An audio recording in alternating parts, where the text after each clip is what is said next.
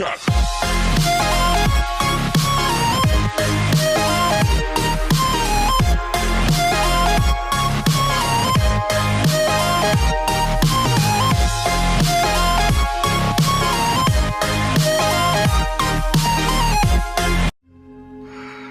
thought of busting Batman makes me feel all dirty.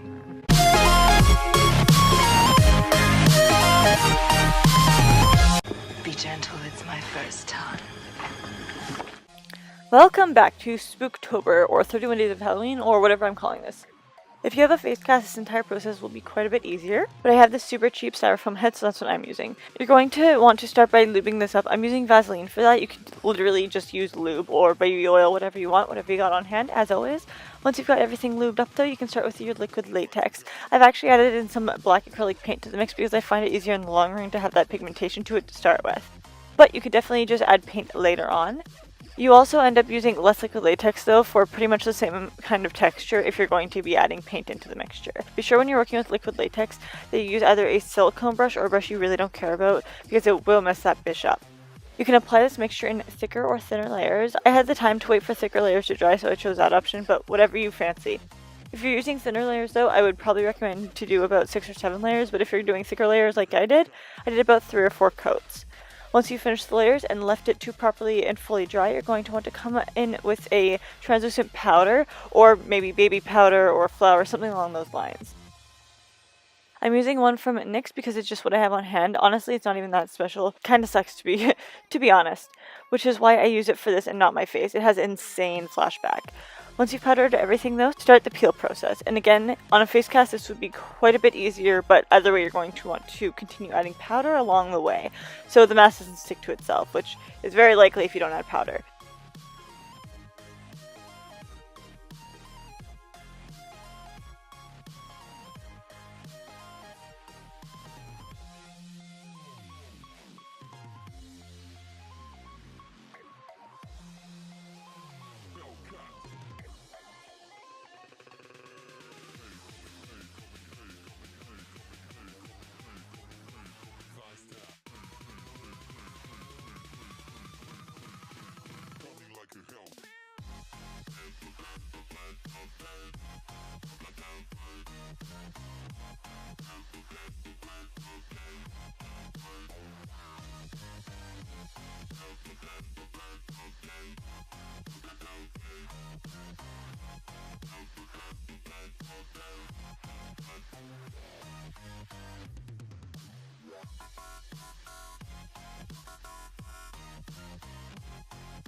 If you do have a face cast, you're not going to be left with these little pieces of styrofoam on the inner side, but honestly it doesn't really matter that much because nobody else will be seeing it. And honestly, once you have it on your face, you won't be seeing it either. I've stuck the mask back onto the styrofoam head using a pin for the painting job, which is literally just making the black more apparent and more opaque by painting it, you guessed it, with black acrylic paint.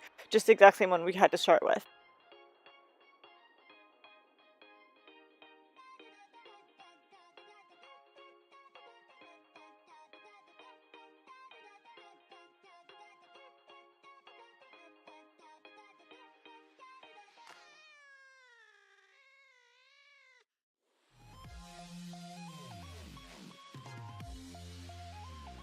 Since this was done on a head that was not shaped to my own, I've needed to better size it to my head, which just consists of me using chalk to actually map up what I'm taking out and then scissors to cut out the unnecessary portions. For the stitches, I'm going to be using a thin brush, a very, very thin brush, and white acrylic paint. But if you're going to use this for an actual costume or cosplay purposes, and you want it to be as accurate as possible, you could very well use the actual thread to stitch it. I wasn't comfortable doing this for a couple different reasons, such as the fact that I am a total noob and would not know how to even start with making anything but a straight stitch. While some of the faux stitches I've made are curved, when I also didn't want to take the chance of, stretching out the mask with a thread or anything like that. This was just an easier option for me, but do whatever fits your fancy. Once again, this is all in your ballpark of makeup. So I'm just going to be doing a few on there, easy enough. Just either a straight line or a little bit of a curved line, and then once you've got that done, just do a lot of little stripes the other way.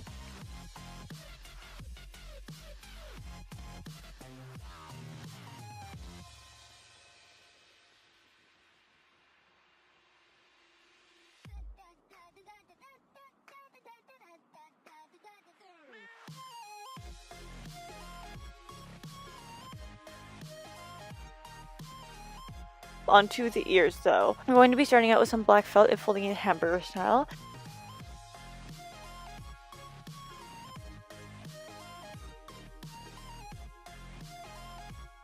Using some chalk to mark up the shape and then cutting that out to use as a template for the second ear. So they are going to be the exact same size and shape.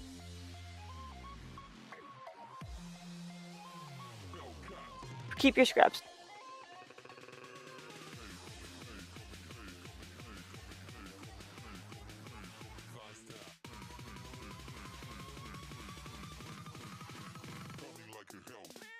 Bringing a headband into the equation as well, so we're actually able to keep this on our head, and further cutting up the scraps into more little pieces.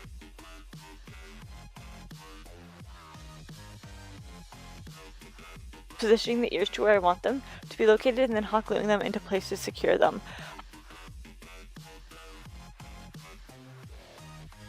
Hot gluing the perimeter as well to be sure to leave about a 2 cm gap. This is where you're going to be adding in the scraps to make these ears both self-standing and 3D.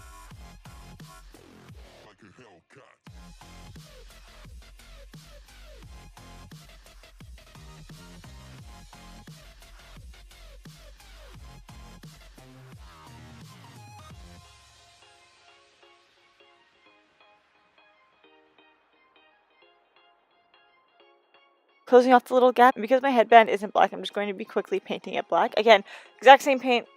You're doing everything with the same paint. And onto the sewing job. I'm using embroidery thread for this, which is what you could have used if you wanted to add a little bit more detail to the mask, but I'm just using it for this. I'm going to be coming in with a thicker needle, making the side to look like the other side. Crisscrossing my thread to make it several X's going around the perimeter of each ear, and then a handful in the middle to complete the ear.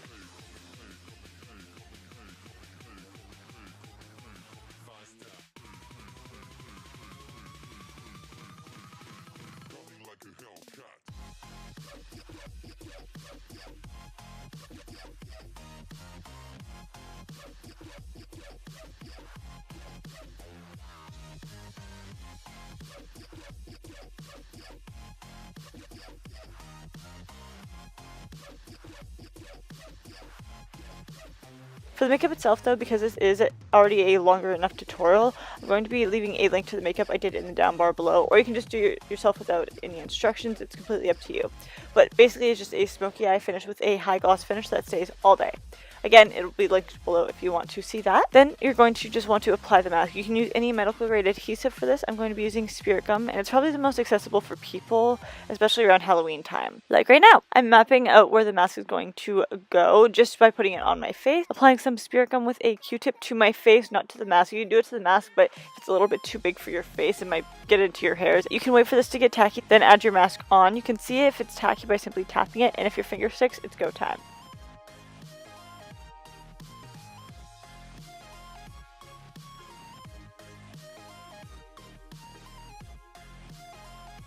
In addition, I'm going to be adding some sassy red lips. This one is Anna Nicole from Jeffree Star Cosmetics, and I'm topping it with Poinsettia, again by Jeffree Star Cosmetics, and just tapping it out with my finger.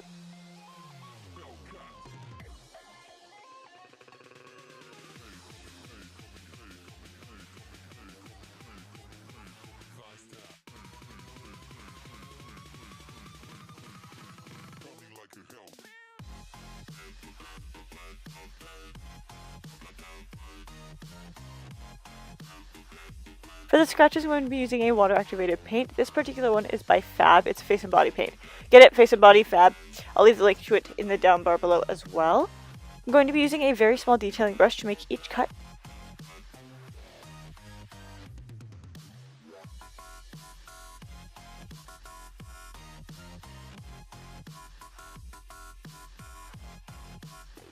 Like a Hellcat.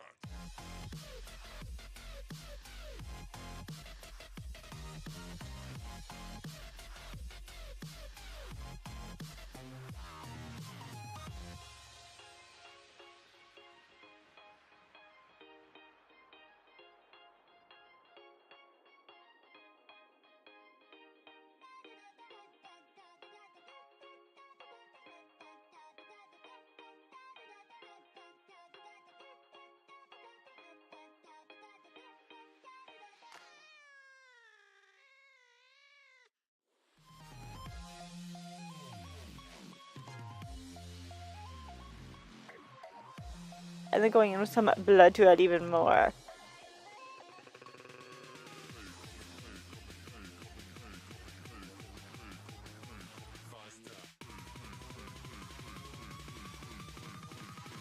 Coming like a Hellcat.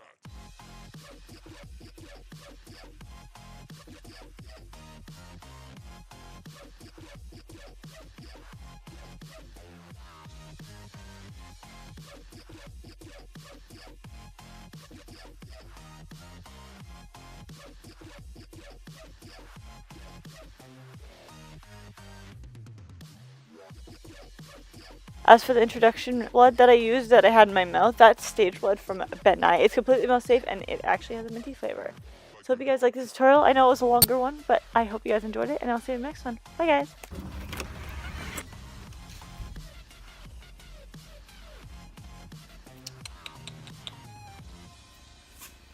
What do you think? Literally cannot kill us.